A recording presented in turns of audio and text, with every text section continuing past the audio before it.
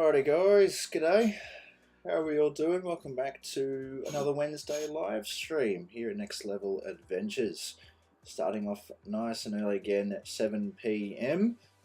And looking forward to this week. We have a few things to talk about and looking forward to having a chat with all of you guys yet again. Another Wednesday night. So g'day there, Steve and Steve, Mudduck and Unpro. Still no girlfriend, Steve, mate. Yeah, had no progress on that. Hope you guys are doing well tonight. Like I said, we have a couple of things to talk about tonight.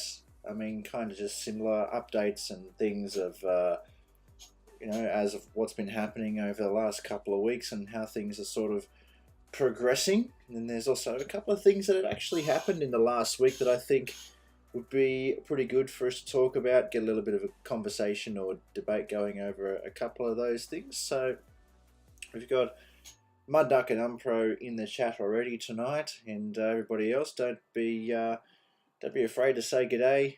Come along and have a chat with us. We don't bite.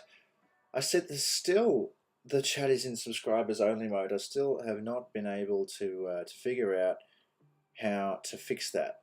I've been having a look around in the settings, but I think because I keep reusing settings from my old live streams to save me having to type in all these different details and descriptions and tags and everything else, that carries over in the settings that I reuse. So we've got weekly live streams at this rate scheduled up all the way into May, and I don't plan on skipping out on them at all.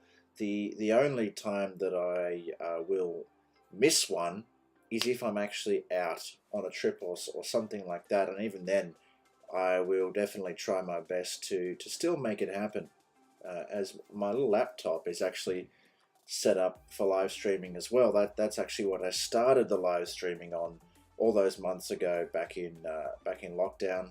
I started doing the live streaming on that laptop before I got the iMac. So yeah, at this stage, still got all the weekly live streams scheduled.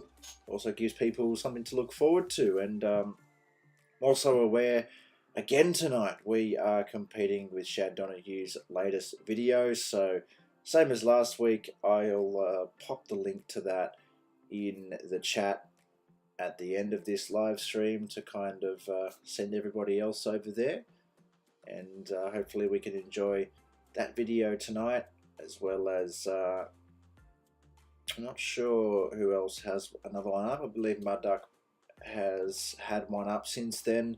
Unpro's had a short up since then, and so yeah, make sure we're going to head over and check out all those videos after this live stream. So yeah, tonight I just wanted to basically give a few updates as to what is happening. So to start off with, something that I mentioned pretty much consistently every week. G'day Carlo, mate, how are you going? So something that I mention consistently every week is what's happening with the Ranger. So fitting the rooftop tent, we finally got that fitted, and the reason that it actually took so long was, well, one, Dad got shipped to Perth as soon as we started the job. Company that he works for, their depot in Perth needed some help, so they sent him over as soon as we started the job. And the job at hand, well, you'd think that it wouldn't be that simple, just mount the tent with the U-bolts, but the way that the roof racks, or the crossbars on the canopy of the Ranger were set up, now mind you that this is how they were when we purchased them, how they were set up they were too far apart, they were too close to the end of the vehicle, and there was no room for the actual U-bolt to mount on a rooftop tent. It wasn't long enough, so we actually had to drill out the pot rivets and then move the roof racks in a little bit to actually give the tent room to mount. So that took so long because, as I said, Dad got shipped to Perth, and it was just a real annoying job. There's nothing worse than drilling out and grinding rivets and trying to make sure that you don't damage anything in the process. Then you've got to seal all the holes back up. And so yeah, we just a quick job, let's put it that way. But now the Dune 4-wheel drive rooftop tent is on the Ranger, the hard shell one, similar to the Wildland, and all of the bolts and stuff, instead of being pop riveted on, are now all nut and bolted into the roof of the canopy, as we were quite confident in the sturdiness of nut and bolts. However, after seeing, the big brouhaha about pop riveted roof racks last year with Tyler and Ronnie kicking up a storm about that, we would rather had the bolts, and we did not want to re-rivet those roof racks. So now we're confident with all that weight up there that that they'll hold, due to the fact that they're bolted into the roof now instead of riveted. So that's on the Ranger. That looks pretty awesome.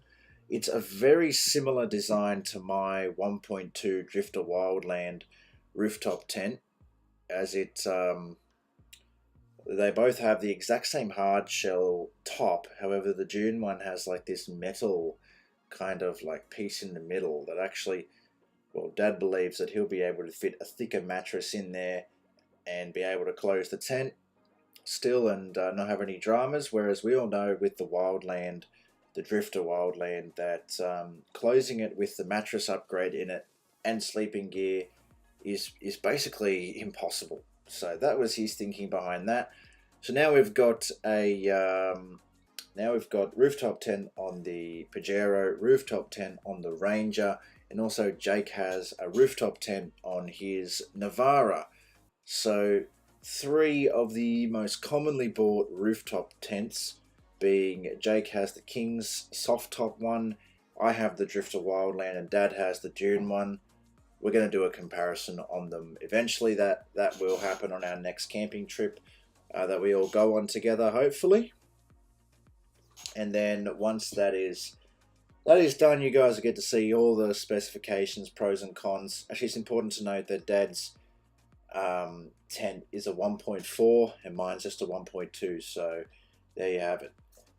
G'day Tyler, mate. No, I have not got around to that, only for the pure sake that it's currently jacked up at the moment, so it wouldn't be an accurate measurement for you, mate. We're currently in the process of changing the rear wheel bearings, so yeah, there was no way for me to get a 100% accurate measurement for you there, but I will. I know that I have to do it as soon as we get that fixed.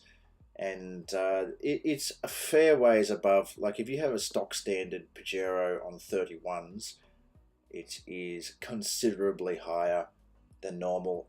It's over 2 meters for sure. I think it's probably going to be around. This is just an estimate. There's no pure figures for this, but I would say that it's around 2.3 meters, and that's just a guess, but I'll definitely get you an accurate measurement once I get it down and get the wheel bearing in and everything like that. We're just waiting on parts to arrive. That happened today, so you guys have known from the previous live streams that I did do one of the rear wheel bearings, but we've just been waiting for, due to the fact I can't drive it, we're waiting for Paul, who is our mechanic, to come around and have a look at it, and now we've had to order parts. So it's currently sitting there with the rear wheel off, so I won't be able to get an accurate measurement. But don't worry, I have not forgotten. So now that you guys know that, well, the Ranger finally has the rooftop tent on and everything's done well.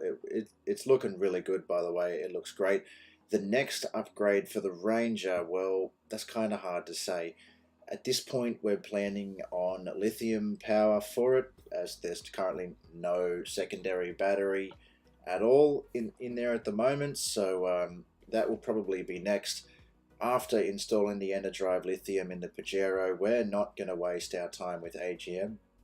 I think that we're going to just save up the money and go lithium straight away, as we're super impressed with just how well my one ran over that 2-week trip.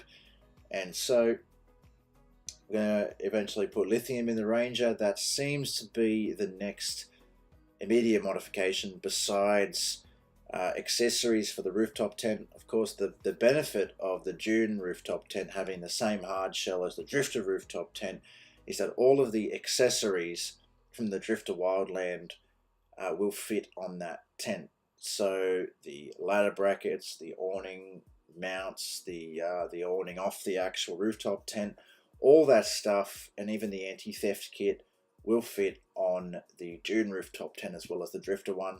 One of the main reasons that we went with that one as well. Hi Lachlan, mate, how are you going? Thanks for joining in tonight. So now that the Ranger's got all that done, next modification will probably, as I said, be lithium power. He wants to get a fair bit of power. Like, I've only got the 100 amp Energive lithium. He wants to have 2 of them. So yeah, as Mud Duck just said, then 200 amp lithium in there, as he does want to run a little bit of luxury items, a little inverter, stuff like that in there. So and that will all be in the canopy. So yeah, that's exactly what's going to happen. The time frame for that, I really don't know. The aim is to get it done hopefully before the Fraser Island trip in August. However, we don't know.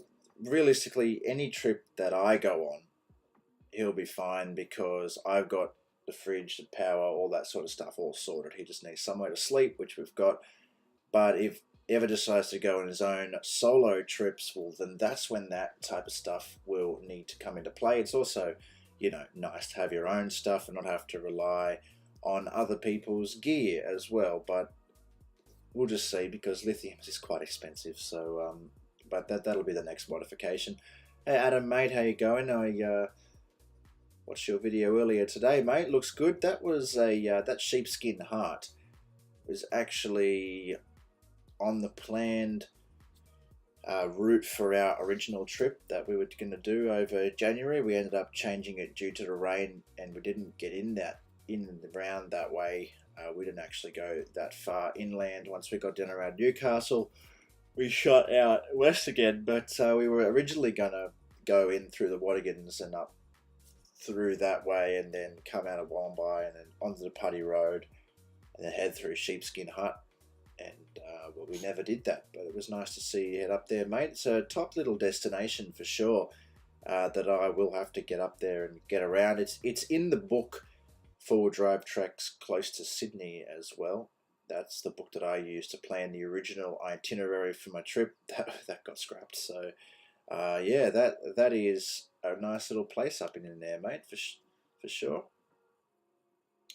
So now we've got a few more people. Oh, there's the man. Welcome, Shad.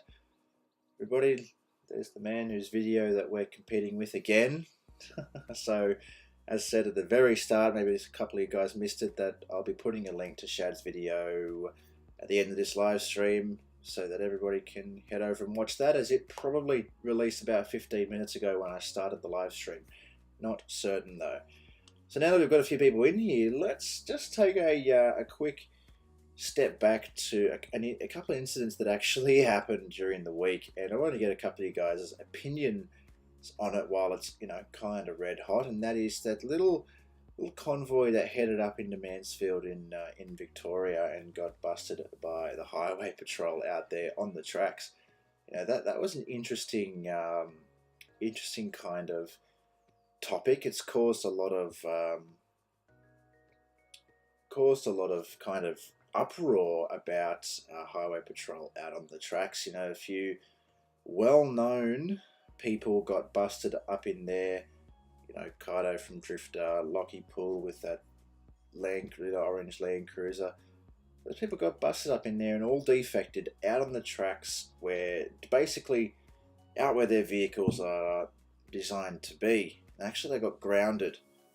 And I just want to get a couple of you guys' opinions on that. I mean, do we think that was a waste of the old taxpayer revenue, or do you think that they kind of got what was coming to them? I mean, yeah, that was a little bit of an interesting regard. I know that Drifter's still pretty upset about that.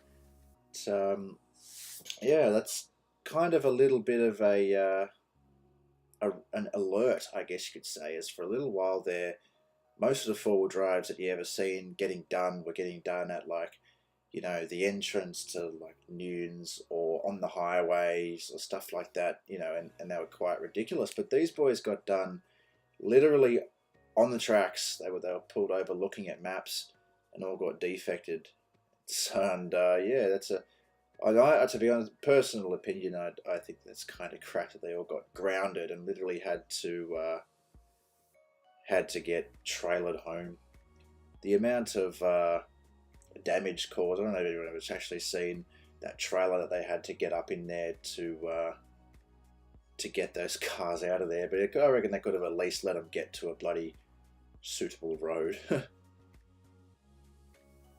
Yeah, I definitely reckon that on a public road, I guess the rules do apply, but it was a bit of an uproar there, and I guess that yeah, 35 don't know if body getting certified. Yeah, look, I guess there's a bit of a grey area around it, and of course, when I seen that incident actually happened, I mean, whether or not you don't really know if everything's being told 100% either. Like, if you're driving and you know a rig that is, you know, not engineered, then of course you're running a risk, and if you get caught, then that's fair game. But the way that I looked at that, apparently some of them do have engineering certificates that were disregarded. But yeah, like I said, you don't know what is factual. Oh, good day, Trent. Oh, I didn't notice you in there, mate. How you going? Good to see you. Definitely. Sneaky. Oh yeah, I think the general consensus of most people is that like exactly that, public road and public rules. But yeah, if you know, it's very hard to do some of these tracks without those modifications, and so yeah, like Adam said, a bit of a catch-22 there. But I think that at least that they, you know, the things that were on the trucks, fair enough, they got done for, but they could have at least allowed them to get to a proper highway or something like that before grounding them.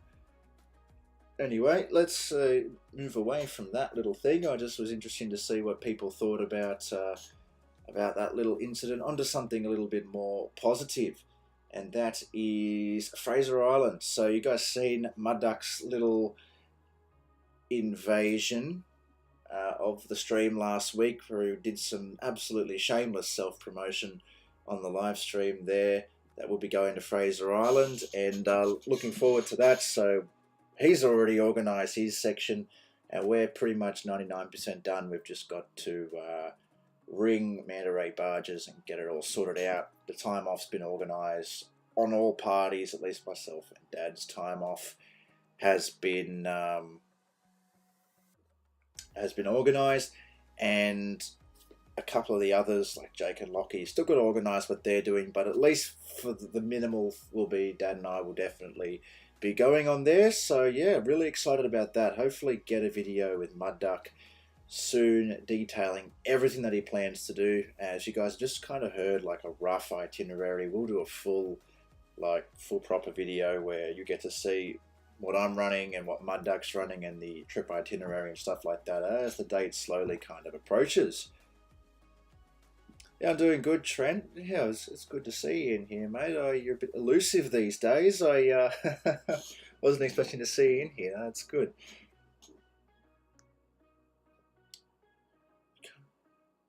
Oh yeah, certainly, Mud Duck. To be honest with you, I'd never run them, so I don't actually know the legality around them. I understand. I understand the reason that, you know, that they're a thing, like for off-roading, but I don't actually know the legalities surrounding them on the roads. So yeah, but as I said, there's a lot of mixed up stuff in all accounts of everyone that I've seen on that. But yeah, it was just an interesting little event that's, I think people are still going on about it today. Like, as in today, as in like right now, people are still posting about it and talking about it. So yeah, Adam, you know, there's it's happening at this point. It was I'm not sure who else is going to be heading along from the little group. I'm pretty sure it's just Steve and I. Everybody else does have commitments around that time, or commitments close to that time that will probably not allow them to come. But at this point, definitely Steve and I will be going along, and then and maybe some other people as well. Obviously, Dad will be going, and the plan is for me to take along Jake and Lockie as well, and like kind of the people that I associate with, and Steve's going to take a couple other people as well. And then hopefully, I believe Unpro is going to be in Cape York, and Shad has another trip close by, so he won't be able to come. But yeah, at least Mudduck and I will be a definite for that trip. Yeah, Trent, absolutely know how you feel, mate. Not enough hours in the day. That's how it is, unfortunately, these days. And plus, I guess you probably still got study on as well. That would add to that. Yeah, that's exactly right, Adam. I didn't know that either. And Shad, you're probably right as well. I am sure that not many of us comb over the finer details of the law when we're modifying our vehicles. We just kind of seem to go, oh, well, that's close enough, or this and that. And yeah, it's very hard to kind of have it 100% perfect. In most instances, we're within a very, well, I think anyway, at least with my truck, is within a very marginal threshold of kind of legal or not legal. Like it's definitely on the borderline, like 2-inch lift with 33s, and that's kind of all you're allowed, sort of thing. But there's probably, as Shad said, a few other little tiny things in there that are not 100%, but I'm not aware of. G'day, FJ, mate. Good to see you, buddy, and yeah, welcome aboard into tonight's stream.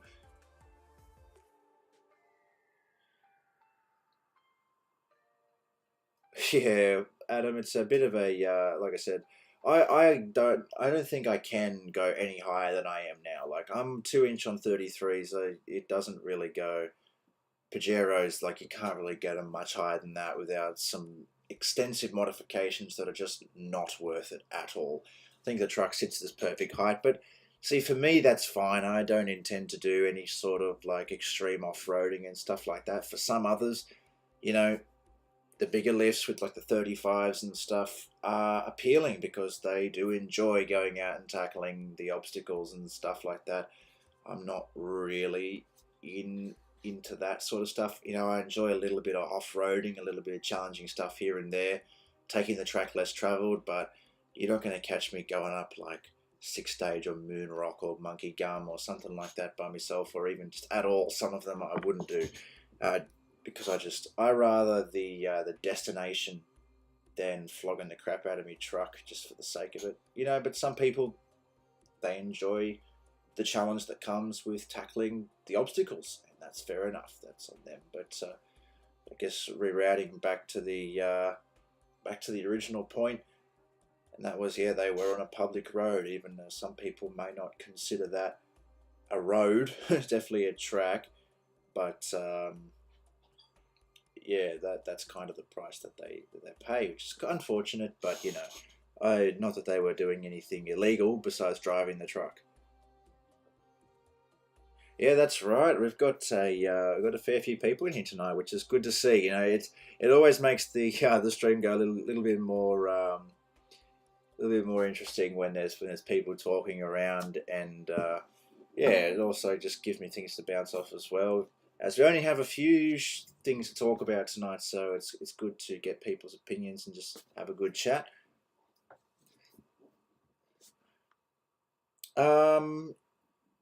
Yeah, I'm not sure, Adam. I don't pay that much attention to it. I believe that mine is 75 mil in total, but it doesn't look out of proportion. Pajeros are a very low vehicle to start off with, I think, compared to some others. Like, if you put a stock Pajero next to a stock Cruiser or a stock Patrol, I mean, it's very, very low. In fact, the 2-inch lift on my car with the 33s gets it up to the level of, let's just say, almost a stock GU Patrol. Like, that's what we're talking about here. So, yeah. Well, that's exactly right. Google Maps, it's gazetted. That's right. Post-rego GVMs. Yeah, that's right. Wow, yeah, that's a interesting thing there, FJ. GVM upgrade. I've considered the same thing, although I think I'm done chucking weight on at the moment. It's fairly ideal how I like it. The only extra weight that goes in the car is me.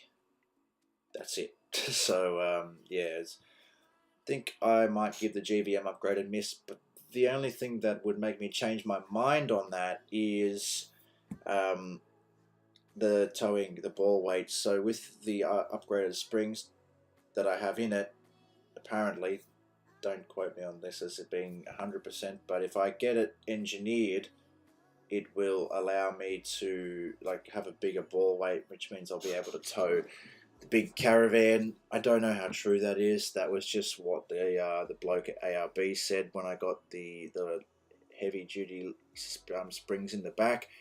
But that'd be cool. But that is also something I'd have to sort out. Just getting the certificate, which is a little bit of a hassle. Anyway, so talking a little bit more about the Fraser Island trip. So as said, there'll be an itinerary video coming up with Steve. So him and I will work together as the date comes closer. Still a few months away to get that filmed. Up until then, things are looking at things are looking pretty normal. Yeah, Steve. Look, you're not that in. Oh dear. No, Shad, not the last trip, but it was Wade when the rooftop tent was on, and I'm not quite sure what it is exactly. I don't remember, to be honest with you. But I should head down to the Weybridge and do it again before my next trip. As far as I was aware, I still had a couple of 100 kilos to go until hitting GVM, and I don't think that what I put in it would put it in even close to over. But I won't know that until I go down and, of course, do the Weybridge. But it's something that I probably should do, but I just haven't done that yet. So I'm going to be looking at buying some new gear for Fraser as well. I really want to get another drone for Fraser Island. You know, the tragedy of the old Phantom is still haunts me to this day. I'm really surprised that I've been able to put out some pretty good videos, and that whole adventure series without a drone.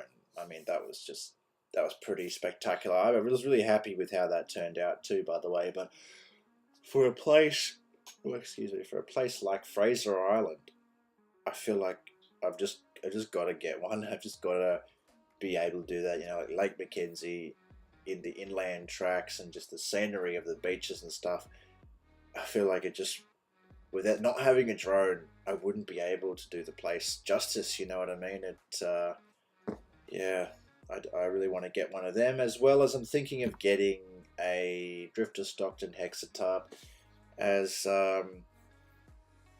we are going to be in the Central Station area and some other places for more than one day. And the way that my setup works, at least anyway, is that, well, I have to pack the whole car down to use, like my whole setup down to use it. I can't really leave anything behind to save our spot, so to speak, or save that spot. And I was thinking if I got a Hexatop, I'd be able to, one, to leave that there so we could, keep our spot, and then also have just a general kind of place for everyone to come together under. When Josh whipped out his Hexatop at Wallabadar, and also I was seeing Shad, and he was using his, it really is a good area for everyone to be under, just the way that it's set up as well. If it rains, the water beads off. It's just an awesome little space there. So that's what I'm planning on doing for that. Camera department, as I said, I really want to get a drone, and I just bought this little guy here for the phones. So I got the new iPhone 13 Pro Max, and the cinematic camera on it is just absolutely phenomenal.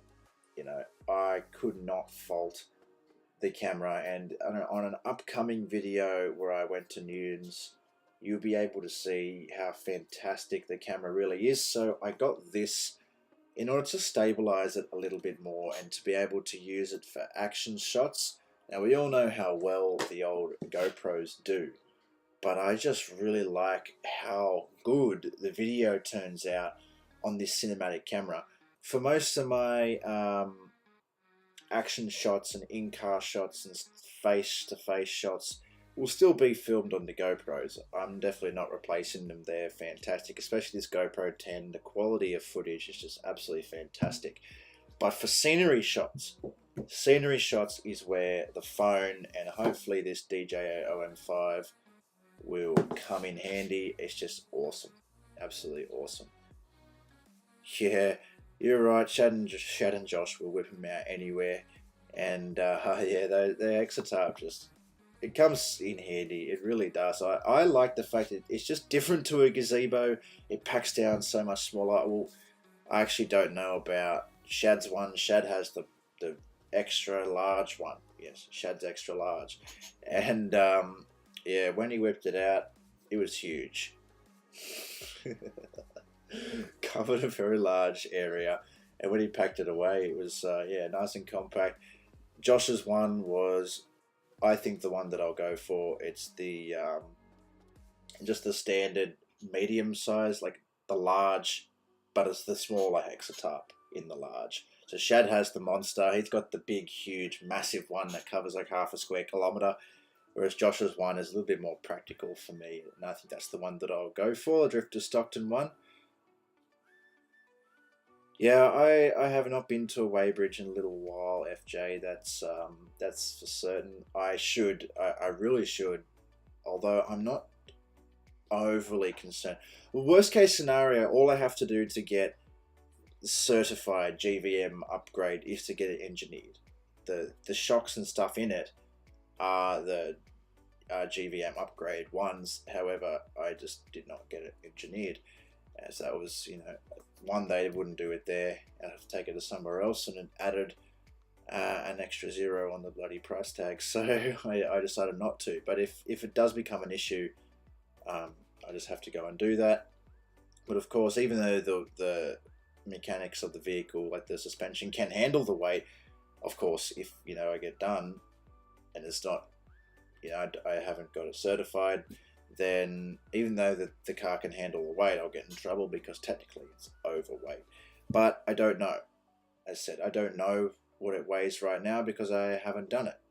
I haven't taken it to a weighbridge. But that will, at least before Fraser Island, that will be done, because I'll probably change a couple of little minute things that will affect that. Like I want to change the awning down to a smaller one and stuff like that, and just kind of fine tune it a little bit. But there'll be no major changes to the vehicle heading into that trip. I really believe that I've set the Pajero up ideally. I'm pretty confident that I could take it anywhere in Australia and have a good time and be alright. It's got a fantastic dual battery system in it. The Drifter Wildlands works great. The awning, the shower tent, the water tank inside is fantastic. So everything is set up, and yeah, there'll just be some fine tuning involved in it, and that's kind of it. So yeah, really happy with how that's going.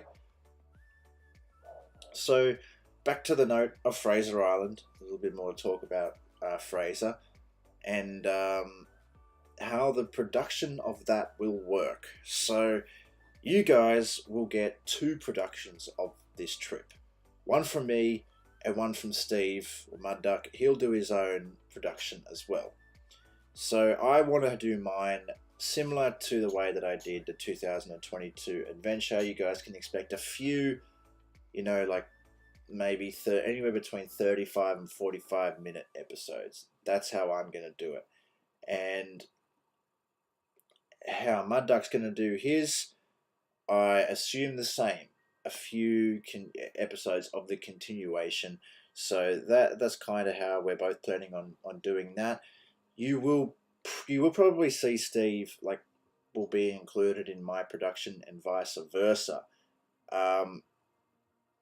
However, like, we're not coming. You won't see the exact same thing, is what I'm trying to say. Like, you will see two different productions of this trip, my one and Steve's one, but we'll both feature prominently in each other's. However, they will be doing the same thing, but it'll be different.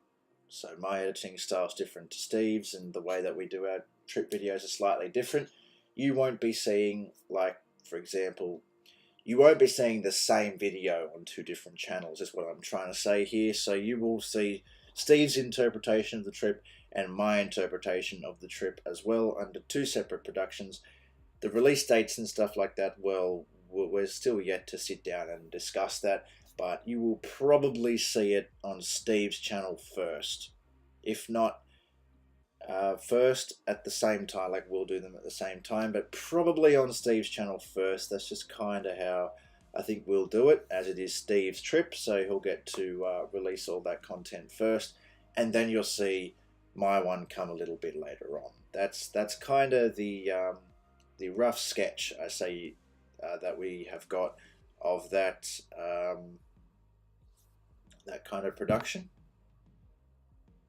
200 series, 3.7 ton. Yeah, I'm not quite sure what byte goes in at. It's definitely not 3.7, I don't think. But it would be around 3, I would say. Yeah, absolutely. Yeah, so, well, on the Fraser Island trip, actually, Steve's taking the Ranger, so you won't have to worry too much about weight there, mate. And but then we also won't get to see the big V8 Cruiser blowing the cobwebs out of the exhaust on what is it, Inskip Point. Yeah, that would have been nice to see anyway. Well, so now you guys know basically what's happening with the Fraser Island trip, and, well, roughly anyway, about how we're going to do our production and stuff like that, and that you'll get to see my series and Steve's series as well. Let's talk a little bit about the 2022 adventure that just finished. So I will be putting all those 7 episodes together into one big, massive, kind of like movie eventually. And I'll release that here somewhere in down the track in a couple of months, and just so that is all in one place, ready to go, sort of thing, just in case, anyone enjoys those longer styles of videos and stuff like that, and you guys can sit down and watch that. There are 7 episodes, and the longest one is about 50 minutes, and the shortest one is 35. So there's a few hours of content in that. How I do that, I really am not sure. Whether or not I'll put it out there as like a stream, or whether I'll release it as its own dedicated kind of video or something like that. But that'll come in a few months' time down the track, once the original videos have got a little bit of exposure. So yeah, that's the plan with 2022 Adventure. I'm really happy with how that series went. So the finale aired a couple of weeks ago, and now we're just sort of going through the post-trip, through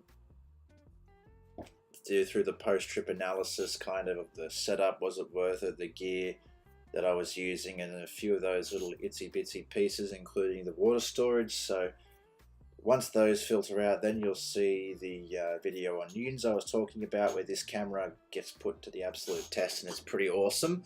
So I'm really happy with how that series went, and I would really love to do more trip video series like that. It did take me a very long time to edit, but that is because I was working that 6-day schedule and editing as well. But I'm pretty happy that I got 7 episodes out of 2 weeks. Like, that's pretty good. Basically, and every 2 days made an episode, and I was really happy that we were able to keep that trend up, even later on in the trip, where we switched from the off-roading to the kind of highway touring. But that also really installed some confidence, knowing that we can produce interesting videos about highway touring and it not be boring, even though kind of just always seeing the highway, seeing some major attractions every now and again. I was really happy with it.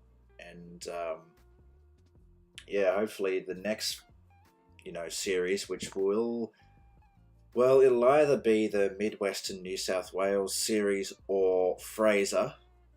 That's the plan anyway, but they'll be produced in that manner. Yeah, TikTok has definitely made it, but I guess I wouldn't say it's made it more popular. I would just say that it's probably exposed what goes on there a little bit more. Alright, see you FJ mate, thanks for tuning in tonight, always good to see you around mate, look forward to your next video as well. And Steve, you're absolutely right there mate, it's always been popular, it's always going to be popular, and it's just one of those places that everybody goes, and especially now that platforms like TikToks and Instagram Reels and stuff have become a thing. I wouldn't say that it's made it more popular. Yeah, I just think that it's kind of given people, it's made it easier for people to, put up what they're doing. So you just get to see more of that stuff rather than, because not everyone has the time and the patience and stuff to sit there and film and edit a full-length feature YouTube video. For some people, taking a 5-second clip every 10 minutes for TikTok or Instagram is much easier. So it's become so much easier for people to kind of expose what they're doing, kind of like let people know what they're doing. And I guess I wouldn't say it's oversaturation of content for this kind of genre, but it's definitely becoming like that as more and more people kind of flock to it and realize that there is quite a large audience here. And yeah, that's just kind of, I think, what's happening. Yeah, Eli Creek is, I believe that is on our itinerary, Steve. Well, I'd assume so anyway, as you're mentioning it. It's yeah, an awesome little spot down there, and that's become, so many people make reels and TikToks on Eli Creek, and so many. It's such a popular spot, and so yeah, it's definitely given a good exposure to those places, but made them more popular, I really don't know, because they've always been popular, I think. Well guys, we have actually covered everything that I had on the little list of things to talk about today, so yeah, I think we've got a kind of little interesting topic going on at the moment with, other platforms and heaps of people posting up videos and stuff like that on popular destinations and things like that.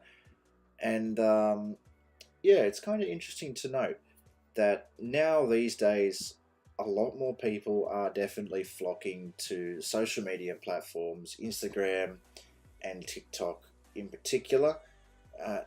YouTube as well, yes, but I don't think as much. YouTube Shorts have definitely made it easier for people to get a lot of views and subscribers quickly on YouTube, as the algorithm for YouTube Shorts is completely different. Like, it just shows you random content rather than the traditional YouTube algorithm, which just shows you a lot of the content that you're similar content to what you're watching. So they run, well, at least it's pretty clear to me that they run off completely different kind of programming, I think, anyway. So I mean, when you're flicking through shorts, they're never really always the same genre. They're almost always random. You might get one nice like scenery one of like a trip someone's done. You might get a random video of someone giving you a motivational speech, and then you might get some epic fails. You'll never get like the same continuous genre and stuff like that with the shorts. However, if you're watching actual videos, like say if you watch one of my videos, it's very likely that in the recommended or up next you'll get one of any of the people in the chat's videos. Shad, Unpro, Mudduck, FJ, Adam, you might get any one of their videos because we all create in the same genre. That's how that algorithm works. It keeps giving you the content that you're consuming compared to shorts. So lately I have noticed a lot of people kind of coming in to this genre and stuff like that, and there's beginning to be a little bit of an oversaturation within small channels. I'm really happy with the small community that we've got, and all of our channels are growing consistently, which is great to see. However, there's so many of us doing this now, it's very hard to make our videos stand out from the crowd. It really is. And so that's sort of a little thing that I've noticed happening lately. I mean, there's enough room for everyone here to do what they're doing and to follow their dreams. Although that's just what I've noticed. Lately, there's been a lot of channels coming about in this genre, especially since this kind of big camping boom has sort of started in Australia lately, where everyone's into traveling Australia and everyone's into that sort of stuff. A lot of people started to do this. And while that's great because it does give more exposure to the genre, it is hard for the smaller channels to stand out from the bunch. Yeah, Adam, definitely. It's kind of a little bit difficult to do more than one. I'm terrible with Instagram posting. I hardly ever do it. It's not intentionally. I just forget. Um, yeah, Shad's been going great lately. We've all seen that. That's been you know, it's been fantastic to see them going off. Yeah, Adam, you're absolutely right, mate. Been a lot of accounts getting nicked lately, so it's important to note that. On the note again of, if you are thinking of doing something like this and starting up a social platform for yourself and your own adventures and things like that, make sure your account is secure, because there's nothing worse. It's terrible seeing it happen to someone else, and even people that we know. It's terrible to see that hard work be lost due to someone hacking the account. If you don't have two-factor authentication on, get onto it. It's so important. How's Tinder going for you, mate? Yeah, man, fantastic. Absolutely fantastic. Not. Yeah, Tyler, the Pajero is, yeah, I would say it is the daily driver. I've switched between the two cars. I have the Pajero and the V8 Commodore that have at the moment. The Pajero is not the daily because it's got a wheel off and the bearing is being replaced. But when I lived in Mudgee, yeah, the Pajero was daily driver, mate. It's still fairly practical. Like there's nothing that stops it from being a practical daily. Everything about it, yeah, it's good. It's actually a very decent daily driver for what it can do, if you know what I mean. Like I said before, I'd confidently take it anywhere in this country and be happy with it, and happily drive it to work and back every day. Something that I actually really like about it, some people say, oh, you got all this stuff in your car and you drive it to work and back every day, is the Power Plus throttle controller that's in it has an anti-theft function. So if you get in my car and you manage to turn it on, in order to move, you have to enter a passcode into the throttle controller for it to even allow you to even accelerate. It just cancels the acceleration completely. So yeah, I do basically back to the point. Yeah, I do daily it when I can, but at the moment, due to the wheel bearing, I haven't been able to. So yeah, but it is a good daily. I don't intend to not daily it. It's definitely a good car. Still, oh guys, wow, it's been 50 minutes. These live streams, they always tend to go fairly fast. Hope everyone is enjoying themselves so far. We'll probably give this one another 10, maybe 15 minutes. I do like to keep them around the hour mark. That seems to be the point that I'm happy with. Who's the biggest star I've met? Well, that's a hard one. I've met plenty of YouTube stars like Steve from Mud Ducks 4-Wheel Drive Touring, Steve from Unpro Adventures, the mighty Shad Donahue. I've been great enough to meet them. Probably Josh from Reset Adventures, I reckon, he'd be my biggest star. Well, no, I did have the pleasure of meeting Tyler Thompson randomly. That was pretty cool. Out there in the bush, had a good chat with Gary. That was pretty awesome. That was before I was very well known at all. I think I was like 300 subs at that time, and that was just like oh my god, wow, this guy's famous kind of thing. Then I met Shad Donahue, and I knew what it was like to meet a proper like celebrity. Yeah, that was cool. And then I went camping with this bloke from Mud Ducks 4-Wheel Drive Touring once. That was pretty awesome. I've heard he's pretty well known, pretty famous. Yeah, and then I also went camping once with this bloke from Orange that I met. Yes, it's named Steve as well. Yeah, he was pretty cool. Got me stuck in a creek. Yeah, Adam, my password is just 1234, but five. I've got a five on the end of mine. Just adds extra security, because people don't think you're adding the five on the end. So why would they? Why would my account ever get hacked with 12345? Yeah, I don't think it ever would.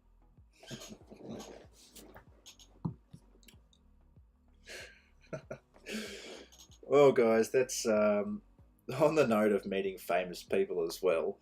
I do intend to get out there at some point on a trip with Shad and Steve and Josh and everybody else. Um, I haven't had any moments. Well, actually, I did have a moment where I met somebody locally that knew who I was. That was kind of cool. We didn't. We chatted on Instagram after that, but I didn't actually speak to them in person. That was kind of cool. But I do hope to actually get out on a trip with the boys again soon, or the extremely famous people that I know in the 1,000 subscriber club. Yeah, I haven't met Adam either. Looking forward to it. Actually, when I was in Dorrigo or Ebor, I think we missed Adam by about half an hour. I think he was there. I think he was heading the opposite way. And yeah, we missed him by not much. That was the closest I've ever been to meeting Adam, but that was kind of cool. The first time I met, who did I meet first? It was Steve. I'm pretty sure I met Steve Mud Duck first, and then Steve Unpro, and then Shad. Yeah. Well, at this rate, Adam, Shad will be at 10k subs by August. So yeah, that won't be long, mate. You better start planning and getting in the schedule because he's a busy man. Or you can head down to the shops and catch him out in public or something like that as a celebrity appearance. That'd be pretty funny. Oh yeah, Trent, that's true. To be fair, Trent's definitely the most famous person that I've ever met, and I met him a long time ago. How long ago? Like almost 10 years. 10 years ago. About 10 years ago. 9 years, something like that. Yeah, geez, that's crazy. That's right. That's right, Adam. I do remember that on the when I was heading north. Gee, where was I heading then? I cannot quite remember. But I was in the North Connects tunnel when I seen you. Yeah, that I remember that. Yeah, that was cool. Although you're in the old family car, mate, parting along there, I didn't recognise you. Oh yeah, mate. There's undoubtedly, yeah, that Steve shit has them throwing undies. Oh, that's funny. Oh, they're blokes. Oh wow. Yeah, no, it's I definitely reckon Shad will be popping off. I mean, let's take a guess. I'm happy to put a bet down at the moment on how many views does Shad's video have when in the next 5 minutes before we wrap up the live stream. Let's take a wild guess. I'm guessing around the 500 mark. I'd say Shad seems to do that pretty well. I remember that video Shad put up on the Turon River there getting flooded. I think it was like 20,000 views now or something like that, closing in on.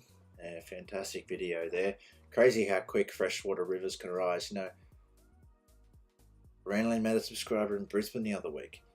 That was at that four-wheel drive show that you didn't film, Steve, wasn't it? Yeah. I can't say that I have randomly met in person a subscriber. I said the closest thing that I've had is just somebody recognized me, waved, and then sent me a message on Instagram, which was pretty cool. Like to think that, especially in the local area that I live, that people like would follow me. It's just kind of crazy and a little bit surreal. Like I didn't think that too many people would be interested in what we're doing here, but yeah, no, it's cool. Like it's humbling, I guess, is the thing that I noticed the most about it. Like it just makes you feel cool about what you're doing, and that people are enjoying the content and stuff like that, and makes you want to keep going for sure. In Laos last week, yeah, well, you just got back from that big trip there. That was pretty cool. I think you joined in on last week's live stream as I was playing your video, so you would have joined on to you. That's actually another thing I do definitely want to briefly kind of touch on before I finish. So with Mud Duck's clip last week in the live stream, that kind of inspired me a little bit to kind of offer out there, any of you guys out there, the smaller creators that may be watching this live stream and stuff like that, have little previews and stuff like that of your clips for this week that you want to add into this live stream, that I'll play at the end of every live stream, just kind of like as a quick kind of preview for what's coming on all of our channels this week. Be sure to send me a message. I'll give you the Google Drive details, and we'll be happy to put that in the live stream, guys. As you know, we're all about supporting the smaller community here, kind of the small, around 1,000 subscriber mark. All of us smaller channels, we're definitely all about supporting each other here at Next Level Adventures. So if you have anything like that, any previews and stuff like that, I'm going to start doing that. I'm going to start putting in little trailers of upcoming adventures and stuff like that that I'm going to be doing into the weekly live streams, and everybody else is welcome to as well. So the subscriber that shat me to Anaconda. Yeah, haven't we all heard this story before? I think that is a story for an episode of By the Fire, I think, which I'm looking forward to filming another one of those as time goes on. So, well, guys, we are about to... Oh, and no, Unpro, I'm not on eHarmony. But we are about to hit the hour mark for this live stream. Wow, already.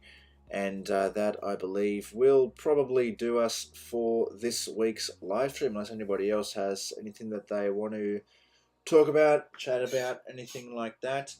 And yeah, no, I'm definitely not. I wouldn't pay you for that stuff. I've actually never ever looked at eHarmony before, boys. That's the truth. Oh dear. Oh, you didn't need to tell them that, Trent. They didn't need to know that. Oh wow. It exposed me like that. Well, guys, we have hit the hour mark tonight on this live stream, so I believe that is gonna do us for this week. Be sure now to, as this live stream ends, head over, check out Shad's video this week, running through some camp gear that he has up as well. Do check out everybody else's video in the chat: Unpro Adventures, Adam's video, Mud Duck's video, FJ Camping and Touring's video. All those people, head over and support them. Show them your love, support their channel, and watch their videos. And this time, well, 7 o'clock next Wednesday, we'll be going live again. And hopefully we'll have a few previews of some other smaller channels and stuff like that up that we can show you guys. So, thank you very much for watching tonight, guys, and tuning in. Those of you who did tune in for the whole time, I appreciate it as always. You guys are the driving force behind these live streams. Without you guys in the chat tonight, we definitely would not be able to continue for the entire hour. It'll be a very quick live stream. Anyway, guys, appreciate it very much, and don't forget as well, check out everyone's videos as well. As this Friday we have another one coming up. We have another one coming up this Friday. I believe this week we are running through the water storage upgrade that I did on the Pajero. Thank you guys very much for watching, guys. And I will see you next week for another live stream. But I'll also see you on Friday when you will see our latest video. Good night, guys. Thank you very much as always for tuning in, and we'll see you next time.